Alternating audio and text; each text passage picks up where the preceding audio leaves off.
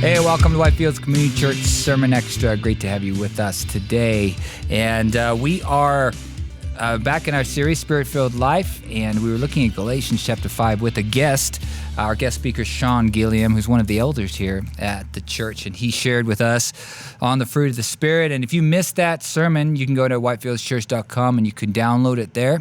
And of course, it's up on YouTube, on our YouTube channel, it's Whitefields Church, and also on Facebook. And if you would, please subscribe, hit that like, smash that like button, whatever it is, and it just certainly helps us up, gets in the algorithm, getting this stuff out there, and so that when people are Googling these phrases, these ideas and thoughts, we can provide them with gospel-centered, Christ-centered answers to their questions. And also, we're on all your streaming platforms and all your podcast platforms that you might use, Google Play, Apple Music, and all of those as well. So give us a like, subscribe, share it, leave us a comment, rate and review. 5 stars always works.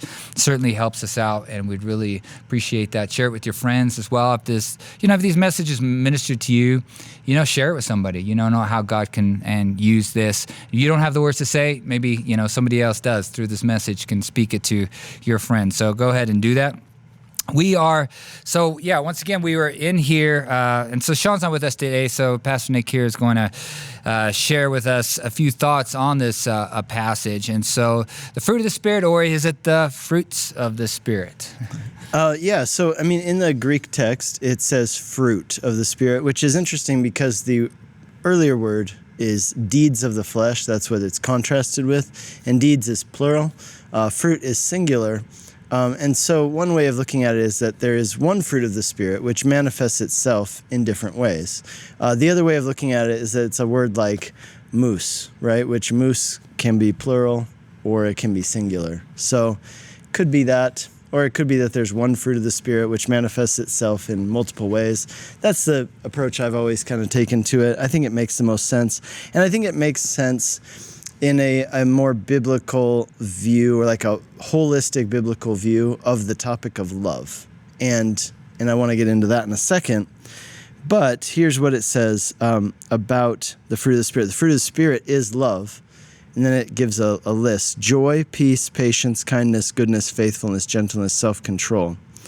And so these things, are they the fruits of the Spirit? Are they the fruit of the Spirit? Is there one? I would say, I think that these are all subcategories or descriptors of what love is like, ways that love manifests itself. And I think why this is so important is because, as we've been talking about the Holy Spirit, we've laid the foundation. The Holy Spirit is God, right? And that's really important because it means that as we put our faith in Jesus and what he accomplished for us in the gospel, the Holy Spirit comes and takes up residency in us.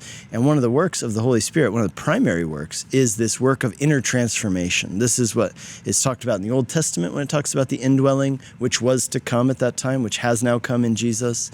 It's what's talked about like in 1 Peter, the sanctifying work of the Holy Spirit is what's mentioned there. And it's what we read about throughout, like in 2 Corinthians, where it says that we're being transformed as we behold the Lord, and it says this is by the Holy Spirit that you're being transformed. So all that to say, what are we being transformed into? We're being transformed, Romans chapter 8 says in verse 29, into the image of Christ.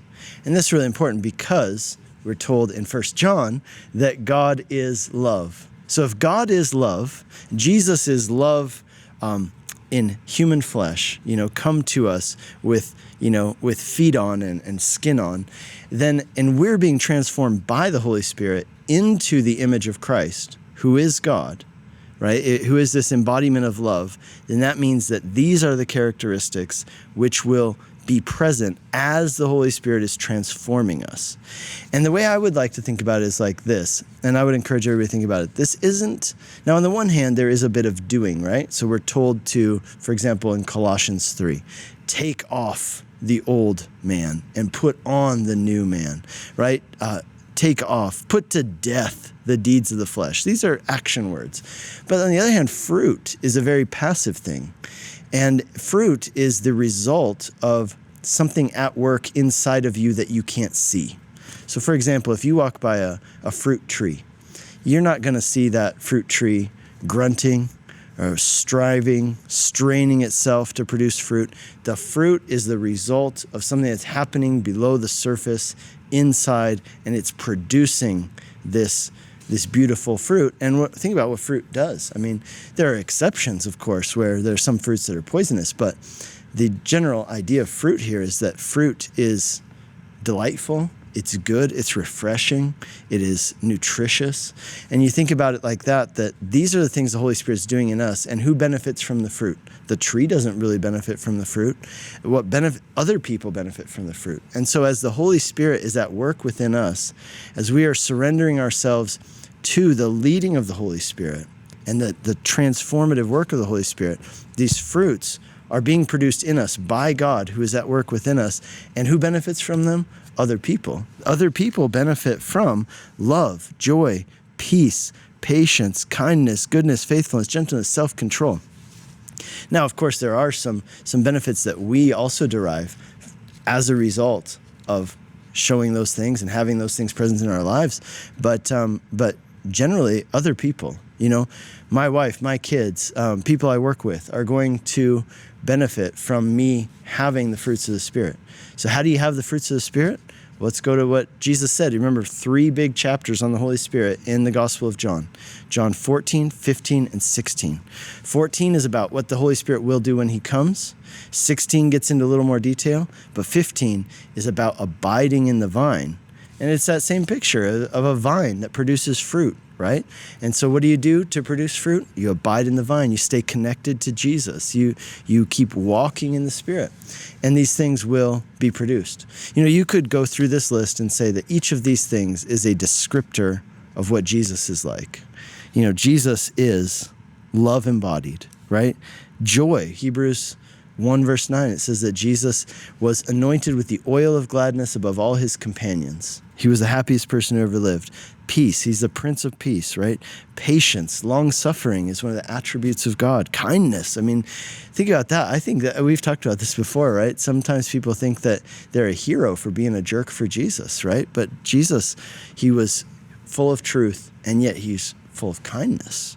You could just go down the line. Goodness, That just kind of summarizes it all. Faithfulness, right? Gentleness. Jesus described himself as meek and self-control, So, that's another one where it's power under control. That Jesus in the garden could have run away.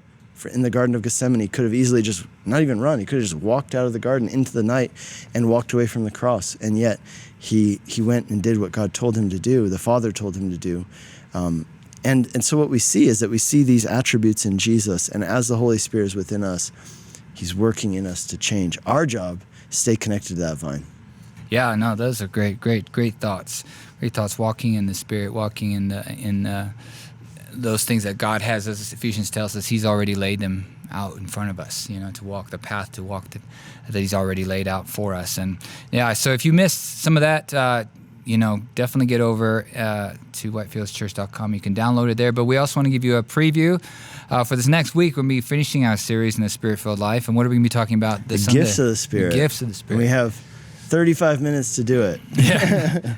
So, well, it's going to be good. He's going to speed talk. I'm going to have a printout. People love printouts. Yeah. Oh, yeah. Last time we did a printout, people couldn't get enough. Yeah. You can follow along. Yep. So, and what else is going to happen on Sunday? Father's Day. Oh, nice. Guys, bring your dad. Dads, bring your kids. Use this opportunity. This is an opportunity for you to say, hey, what do you want to do today, Dad? Hey, I want to worship the Lord. It's a way for you to say, hey, kids, this is what we prioritize. We prioritize studying the Word and seeking the Lord together, and they can't argue with you if it's Father's Day.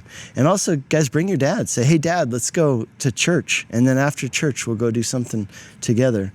And I just think about in Deuteronomy, right? The fathers are told, to speak to their children as they walk along the way, as they lay down in their beds at night, like to keep talking about things of the Lord. So dads, we want to encourage you to come out this Sunday, and just as a kind of gift from us to you, all the men who come out, whether you're father or not, we're not checking your card to see like if you have a kid or not, or is that actually your kid? Did you bring the neighbor's kid? Yeah. But anyway, we have a food truck coming, and we'll give you a voucher, and we'd love for you to join us. Yeah, no, that's gonna be great.